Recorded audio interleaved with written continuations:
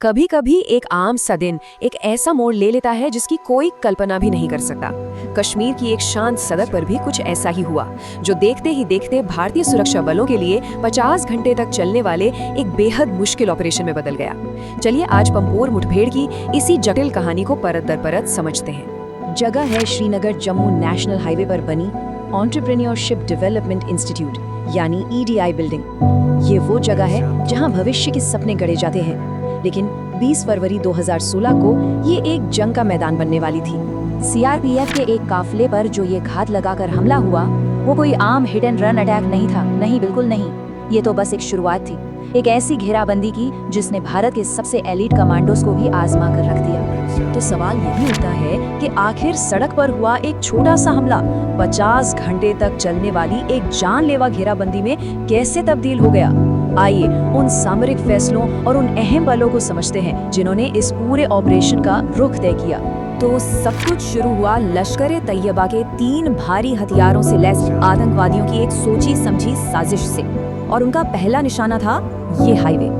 जरा इस टाइमलाइन को देखिए, कुछ ही मिनटों के अंदर सब कुछ कैसे बदल गया। आतंकवादियों ने CRPF के काफिले को निशाना बनाया और जैसे ही एक ट्रक रुका, उन्होंने अंधाधुंध गोलियां बरसानी शुरू कर दी। और इस शुरुआती हमले में ही CRPF के 2 जवान शहीद हो गए और 13 घायल हो गए। अब बचने के लिए आतंकवादी दौड़कर पास की ED बिल्डिंग में जा घुसे। लेकिन देखिए, ये जो 5 मंजिला EDI बिल्डिंग थी वो खाली नहीं थी। शायद आतंकवादियों को इस बात का कोई अंदाजा नहीं था, लेकिन वो सिर्फ एक बिल्डिंग में नहीं बल्कि एक बंधक वाले हालात के बीचों बीच पहुंच चुके थे। अंदर लगभग 120 आम लोग थे, कुछ कर्मचारी, कुछ ट्रेनी, जो पहली मंजिल पर छुपे हुए थे, और अब वो एक बहुत ही खतरनाक खेल के बीच फंस चुके थे। आतंकवादियों ने जरा भी वक्त बर्बाद नहीं किया। वो सीधे 5वीं मंजिल पर जा पहुंचे, जिससे उन्हें पूरे बिल्डिंग और आसपास के इलाके का एक कमांडिंग व्यू मिल गया। मतलब एक ऐसी सामरिक बढ़त जो इस ऑपरेशन को और भी ज्यादा मुश्किल बनाने वाली थी।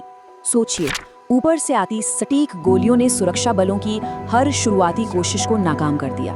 कोई भी अगर सामने से अंदर जाने की कोशिश करता तो वो सीधा उनके निशाने पर होता। और बड़े दुख की बात है कि इसी गोलीबारी में एक आम नागरिक, एक माली की जान चली गई, और इससे ये साफ हो गया कि ये आमने सामने की लड़ाई तो हो ही नहीं सकती। तो अब प्राथमिकता बदल चुकी थी। किसी भी कीमत पर उन नागरिकों को बचाना था, और इस मुश्किल काम को अंजाम देने के लिए 21 फरवरी की सुबह तक भारत की एलीट 9 और 10 पैरा स्पेशल फोर्सेस की टीमें वहां पहुंच चुकी थी। इस ऑपरेशन को लीड कर रहे थे एक ऑफिसर जिनका कोड नेम था ऑस्कर। अब एक बिल्कुल नई 2 प्रोंग स्ट्रेटजी अपनाई गई। प्लान क्या था? बड़ा सीधा सा। एक टीम वो सामने से जोरदार फायरिंग करके आतंकवादियों का ध्यान अपनी तरफ खींचेगी, उन्हें उलझाए रखेगी, और ठीक उसी वक्त दूसरी टीम, जिसकी कमान संभाल रहे थे सिर्फ 23 साल के कैप्टन पवन कुमार, वो चुपचाप पीछे से बिल्डिंग में दाखिल होगी। उनका एक ही मकसद था, उन 120 नागरिकों को किसी भी तरह सुरक्षित बाहर निकालना। और ये प्लान काम कर गया। कैप्टन कुमार की टीम ने पहली मंजिल पर छिपे हुए डरे सहमे लोगों को ढूंढ निकाला और बिना किसी को एक खरोच आए सभी को सुरक्षित बाहर निकाल लिया। ऑपरेशन का पहला और सबसे अहम चरण कामयाब रहा। तो अब सारे नागरिक सुरक्षित थे, लेकिन मिशन अभी भी खत्म नहीं हुआ था। अब फोकस रेस्क्यू से एलिमिनेशन पर शिफ्ट हो गया, यानी बिल्डिंग में छिपे उन 3 आतंकवादियों को ढूंढकर खत्म करना। कमांडो एक एक करके फ्लोर क्लियर कर रहे थे, लेकिन आतंकवादी वो घात लगाकर बैठे थे, और हमारे कमांडो सीधे एक जाल में जा फंसे। एक पल भी सोचे बिना कैप्टन कुमार अपनी टीम को बचाने के लिए सीधे गोलियों की बौछार की तरफ दौड़ पड़े। वो बुरी तरह घायल हो गए और बाद में देश के लिए उन्होंने अपना सर्वोच्च बलिदान दे दिया। उनके पिता के ये शब्द उस गहरी देशभक्ति और कर्तव्य की भावना को दिखाते हैं जो हमारे सशस्त्र बलों की पहचान है। कैप्टन कुमार की शहादत एक बहुत कड़वा सबक थी। ये साफ हो गया था कि नीचे से ऊपर की तरफ हमला करना एक तरह से सुसाइड मिशन था। आतंकवादियों के पास हमेशा ऊपर होने का फायदा था, तो अब एक नई और कहीं ज्यादा साहसी योजना की जरूरत थी। तो अब रणनीति को पूरी तरह से पलट दिया गया। अब नीचे से हमले के बजाय कैप्टन तुषार महाजन की लीडरशिप में कमांडो हेलीकॉप्टर से सीधे छत पर उतरने वाले थे। मतलब अब वो ऊपर से नीचे की ओर हमला करेंगे और टैक्टिकल एडवांटेज अपने हाथ में लेंगे। इस टॉप डाउन हमले ने आतंकवादियों को चौंका दिया। चौथी मंजिल पर एक बहुत ही भीषण करीबी लड़ाई हुई और उसमें 2 और आतंकवादी मारे गए। लेकिन इस जीत की भी एक बहुत भारी कीमत चुकानी पड़ी। इस गोलीबारी में कैप्टन तुषार महाजन और लांस नायक ओम प्रकाश दोनों गंभीर रूप से घायल हो गए और बाद में वो भी शहीद हो गए। और उस धुएं और अफरा तफरी का फायदा उठाकर जो आखिरी आतंकवादी था वो बच निकला। इससे टीम को अपने घायल साथियों के साथ पीछे हटना पड़ा। अब बिल्डिंग में कोई नागरिक नहीं था, लेकिन 2 और ऑफिसर्स की जान जा चुकी थी।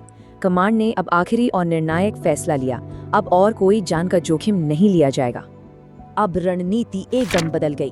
किसी सर्जिकल स्ट्राइक के बजाय अब जबरदस्त बल प्रयोग का आदेश दिया गया। रॉकेट लॉन्चर और भारी हथियारों का इस्तेमाल करके उस पूरे हिस्से को ही तबाह कर दिया गया जहां आखिरी आतंकवादी छिपा था, ताकि बचने का कोई भी मौका न रहे। और करीब 50 घंटों के बाद ये घेराबंदी आखिरकार खत्म हुई। नतीजा क्या निकला? 3 आतंकवादी मारे गए और हाँ, 120 नागरिकों की जान बचा ली गई। लेकिन इस कामयाबी के लिए भारत ने अपने 5 बहादुर जवान खो दिए। तो ये एक ऐसी जीत थी जिसकी कीमत बहुत बहुत भारी थी। पंपोर मुठभेड़ हमें शहरी युद्ध की एक क्रूर सच्चाई दिखाती है।